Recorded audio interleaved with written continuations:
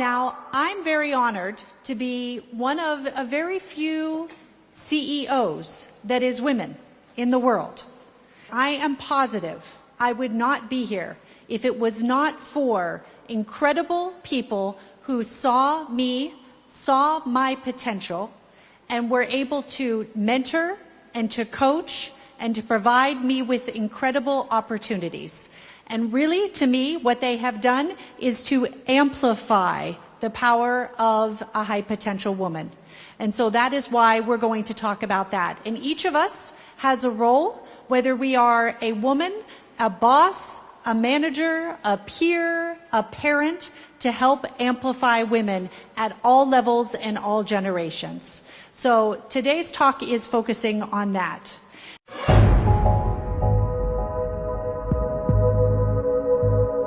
Now, it is interesting. While we have had advancements in politics, women in politics, and women in films and superheroes like Wonder Woman, in business, the numbers have not significantly changed in over 15 years. The percentage of women in the workforce in the United States is 53%. I understand the percentage of women in the workforce in China is 64%.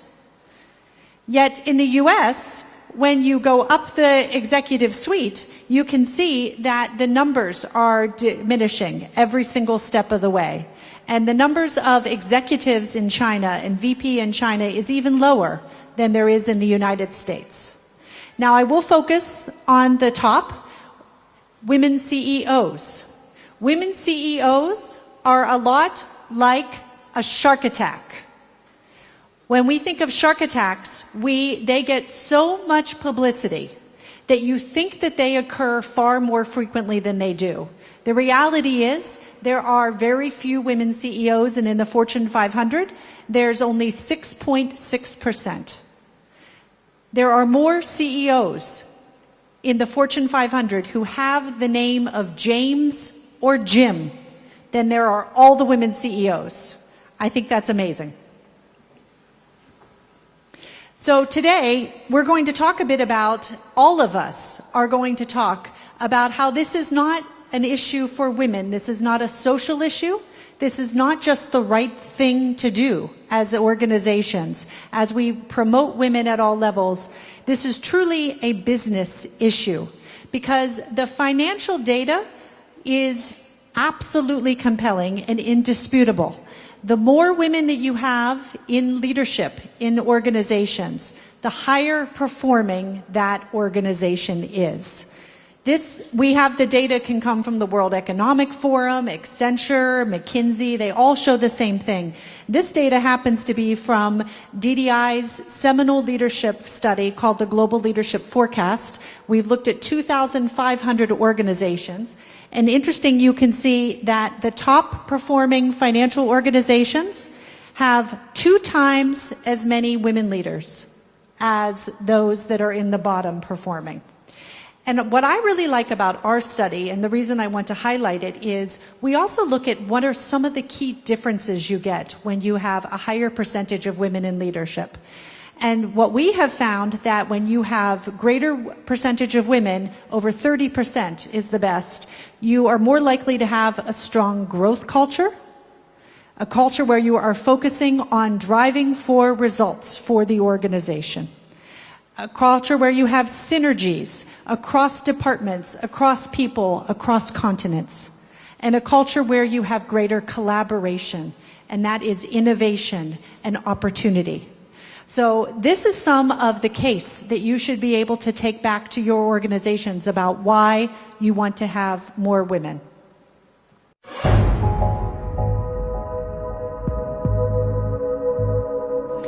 Now, it's interesting because we all come with a set of assumptions and biases. And so one of those is about the percentage of what is right and wrong for diversity. So let me ask you a question. If this is an executive team, do you see that? All those executives? The question to you is that executive team gender diverse? Yes or no? What is your answer? You can yell it. No. Well, I think that was 100% of this group said no. However, when McKinsey and Lean In did the study, they asked 64,000 leaders around the world, and half of the men said, yes, this is gender diverse. A quarter of the women, with only one woman on the executive team. So the assumptions of what gender diversity really is not representative of the population in the workforce, the population overall, or what we know really makes for diversity. How could that possibly be gender diverse? One of the reasons why people say quite often that we do not have as many women at the top is because women and men have different skills. They bring different attributes with them into the workforce. And we're going to talk about that, the panelists, and the difference in skills. Now, one of the things that we do as an HR consultancy is companies give us their top candidates, their top talent, and we can help them pick and predict the best leader for them to run a business unit, whether it is a sales leader, an operational leader, or a CEO. We put them through rigorous, in-depth assessment, and we are able to evaluate them and know which one really is the best, because we can tell the difference between candidates. So we have looked at all of our data for the past 10 years, 15,000 leaders from around the globe, and we truly do have some differences. What you can see here is the analysis by industry. There are differences in industry, and we're going to look at just one competency, the cultivating networks. You can see that in the networking skill, that there is a difference in that finance and in retail are very strong in this skill, but manufacturing, heavy manufacturing, not so strong.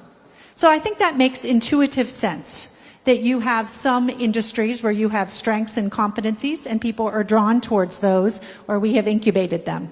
So the question now is, to what extent does that apply to the difference between men and women? So what are the skills that women are better at and men are better at? So I've done webinars and women tend to be better at these skills. Men, negotiation, strategy, delegating. These are the common answers. The question is, do we see that when we take a look at emerging executives inside of organizations and we evaluate them, are they really a difference in strengths between men and women? And the answer is no. It is a fallacy. And it is a fallacy to believe that women are only strong at the soft skills and men at the hard skills. If you think about the best women leaders you have, and the best men leaders, they have strength in both, correct? Yep. It's a good balance between the EQ and the IQ as well.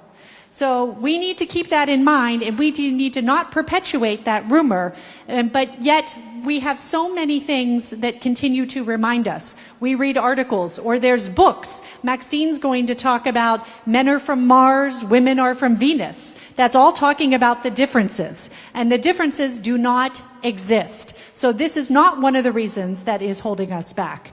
But what we do know is we need to focus on helping women excel.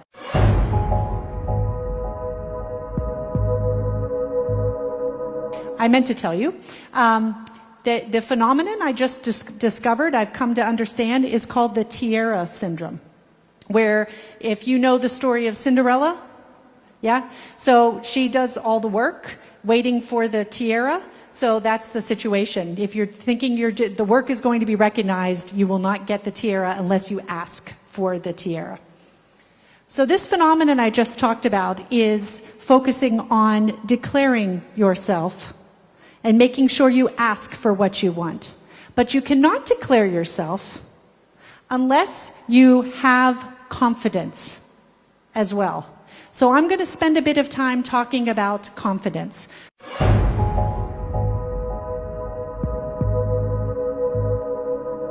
confidence comes in a variety of forms, and the first way that you can have confidence is in your posture, how you stand, how you present yourself, in your body language.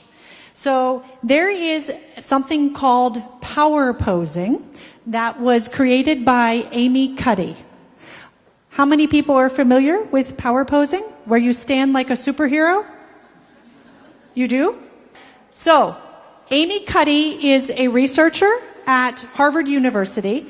She has the #2 TED Talk in the world and focusing on power posing.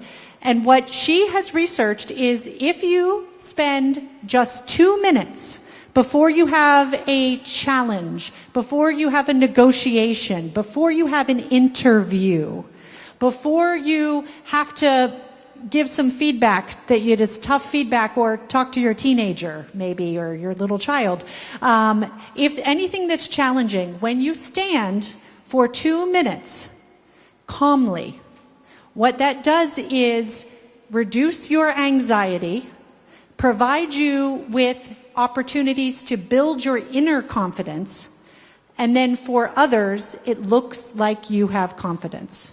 And it really does have performance implications, because what she has found is it's not fake it until you make it.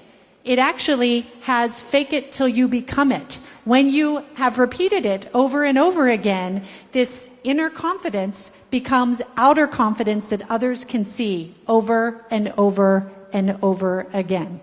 So this is important of confidence in your body language. It's particularly important, by the way, because HBR found that 88% of executives feel that the way you present yourself is important to success.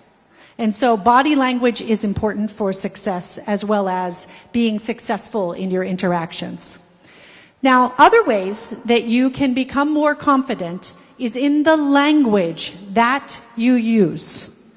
So I'm going to give you some advice that we call wisdom on the types of language to use and not to use.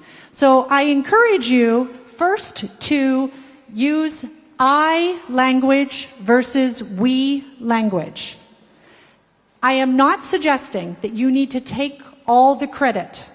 However, you need to be more powerful and purposeful in the way that you declare your accomplishments.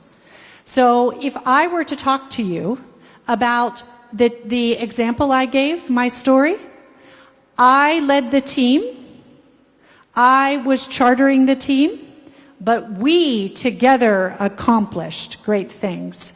I need to be able to tell about my competencies and my skills and be more self-promotional.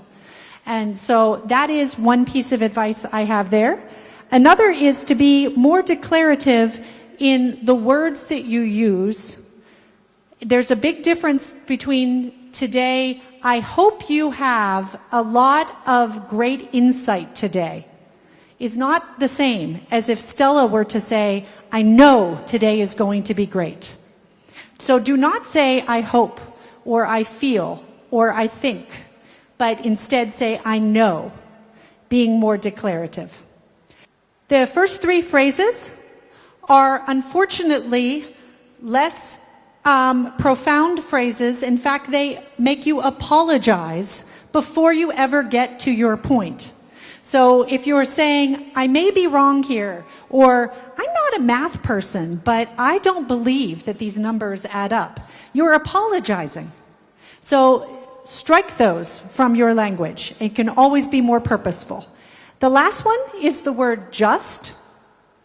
The word just is another shy word that unfortunately appears 3 times more often in women than in men. And so when we're writing emails, we often can say, I'm just checking. How's it going? Is the report going to be done on Friday? You could say that, or you could say, may I have an update on the report? You don't have to say all those other words before that. So that's another way to be purposeful, because words do matter.